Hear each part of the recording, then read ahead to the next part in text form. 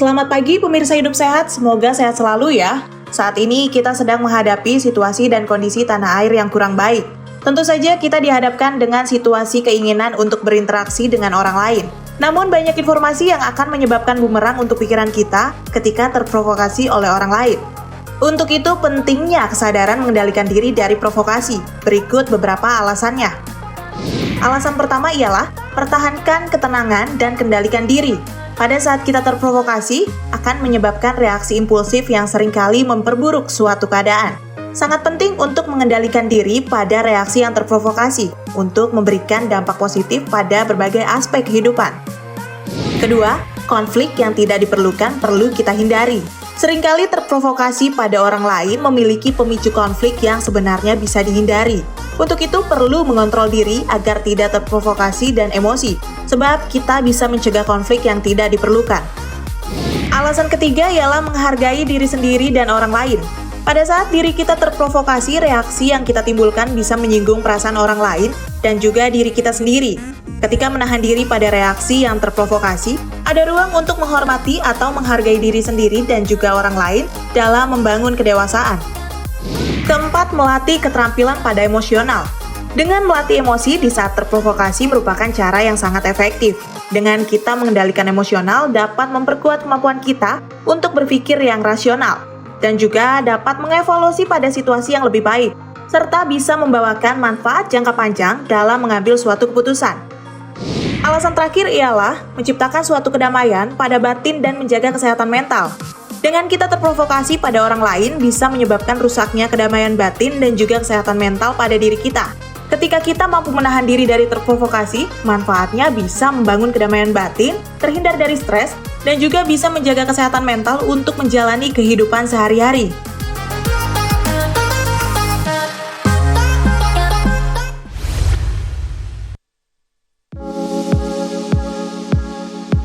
Pemirsa, hampir semua orang pernah terjebak dalam kebiasaan scroll media sosial tanpa henti.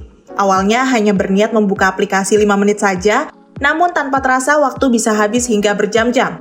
Fenomena ini dalam psikologi dikenal dengan istilah doom scrolling, yaitu kebiasaan terus membaca atau melihat informasi tanpa henti, bahkan ketika konten tersebut menimbulkan kecemasan. Aktivitas scrolling media sosial yang berlebihan dapat membuat seseorang mudah terprovokasi dari berita dan informasi yang bersifat negatif.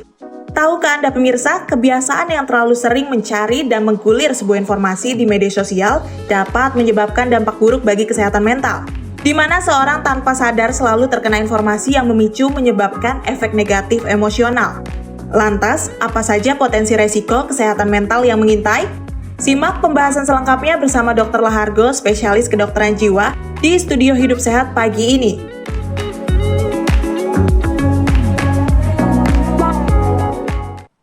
Assalamualaikum warahmatullahi wabarakatuh. Selamat pagi pemirsa Hidup Sehat. Senang sekali saya Sekar Wanda bisa kembali menyapa Anda. Di mana hari ini kita akan membahas ternyata kecanduan scrolling di media sosial dapat berdampak terhadap kesehatan mental. Dan untuk membahasnya lebih mendalam, kita akan membahas bersama dengan Dr. Lahargo Kembaran, dokter spesialis kedokteran jiwa. Selamat pagi dokter, apa kabar? Selamat pagi, salam sehat jiwa. Kabar baik tentunya.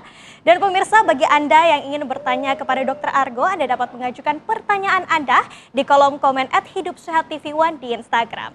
Dokter, kita langsung aja nih ke fakta atau mitos yang pertama. Gemar scrolling di media sosial ternyata dapat mempengaruhi pola pikir dan juga emosi seseorang. Fakta atau mitos? Wah, itu fakta ya Sekar ya, karena di tengah perkembangan teknologi informasi, kita berada di zaman 4.0 era digitalisasi yang bergerak ke society 5.0, media sosial itu sepertinya menjadi bagian kehidupan kita ya. Dan ternyata banyak orang yang memanfaatkan media sosial itu sebagai suatu strategi untuk mengisi waktu luang, kebosanan, mengatasi stres. Tetapi tidak tahu bahwa ternyata ada resikonya ketika scrolling media sosial yang terlalu berlebihan bisa menyebabkan munculnya gangguan pada mental emosi dan juga perilaku, kemarahan, reaktif dalam bertindak. Nah, hal itu dipengaruhi oleh tontonan dari media sosial ini. Kenapa demikian? Ternyata bukan karena gadgetnya atau media sosialnya, tapi ini adalah tentang kerja otak yang secara psikologis bagaimana apa yang ditonton, dibaca di media sosial itu ternyata mengaktifkan yang namanya reward system di otak kita. Oke. Kalau kita nonton, membaca, mendengar hal-hal yang menyenangkan, bikin kita happy, itu akan membuat ada hormon yang namanya dopamin, sebuah zat kimia yang bikin kita senang dan tenang. Oke. Nah, kalau kita tontonnya berlebihan, maka itu akan teraktivasi terus-menerus, sehingga otak itu akan terstimulasi dia. Oke. Dan juga itu menyebabkan seseorang menjadi adiksi pada akhirnya. Karena kalau dia nggak nonton gitu ya, maka dia akan merasa feel down, merasa kosong dan hampa. Dan kalau dia nggak punya alternatif lain untuk membuat dirinya tenang dan senang, maka dia akan kembali lagi ke medsosnya itu. Oke. Dan tontonan-tontonan itu bisa mengaktifkan sel saraf otaknya. Dan kalau misalnya tontonannya yang berbahaya, mengancam seperti situasi yang sekarang ini terjadi di negara kita, maka itu bisa mengaktifkan hormon stres juga di otak yang namanya kortisol. Nah, ini juga bisa menyebabkan seseorang itu jadi gampang marah, lebih sensitif, dan mudah terprovokasi ya untuk melakukan hal-hal yang mungkin kalau dipikirkan bisa memberikan konsekuensi yang negatif. Oke, dokter, tapi kenapa ya orang yang sering scrolling di media sosial ini sulit untuk menghentikan scrollingnya? Ya, benar. Karena ini tentang kerja otak tadi ya. Oke. Dan kemudian juga masyarakat kita sekarang ini kan apa istilahnya FOMO gitu ya. Fear of missing out Oke. gitu. Jadi pengen selalu update dengan informasi yang tren, terbaru. Nah, itu juga yang menyebabkan mereka kemudian sangat melekat sekali dengan media sosial ini. Dan juga ada validasi emosi yang mereka dapatkan ketika mereka kemudian membuka ataupun menonton media sosialnya. Apa yang mereka tonton, saksikan tuh mungkin relate dengan kehidupan mereka. Atau hal-hal yang menyenangkan. Atau tadi tuh, doom scrolling ya. Hal-hal yang negatif, tetapi kayaknya pengen tahu terus-menerus. Nah, itu yang menyebabkan kemudian orang ini sering melakukan scrolling yang berlebihan. Oke. Dan itu bisa berdampak tidak baik bagi kesehatan mentalnya. Oke, dok, tapi ada nggak sih orang dengan kriteria khusus yang sekiranya dapat kecanduan media sosial? Oh iya, tentu saja gitu ya.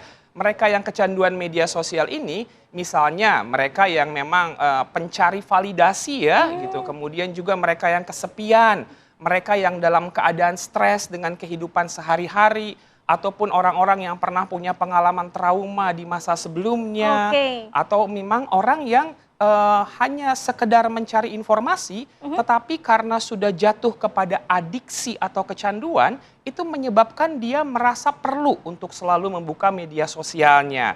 Oke. Jadi sudah otomatis gitu ya, Iya. bukan karena kebutuhan mencari informasi saja, tapi aduh ini nggak ada kegiatan atau anak muda sekarang bilangnya apa gabut gitu ya. Iya. Ya udah deh buka medsos. Nah, makin lama buka medsos itu kan kayak makan keripik gitu Iya. ya. Makan 1, 2, tahu-tahu 1 kantong habis Iya. gitu kan. Kalau Oke. keripik bisa bikin sakit perut, kecanduan scrolling media sosial bisa mengganggu kesehatan mental dan fisik tentunya. Oke, dokter, ini menarik sekali pembahasannya, tapi kita harus jeda terlebih dahulu. Dan pemirsa, usai jeda, kita akan kembali hadir untuk Anda.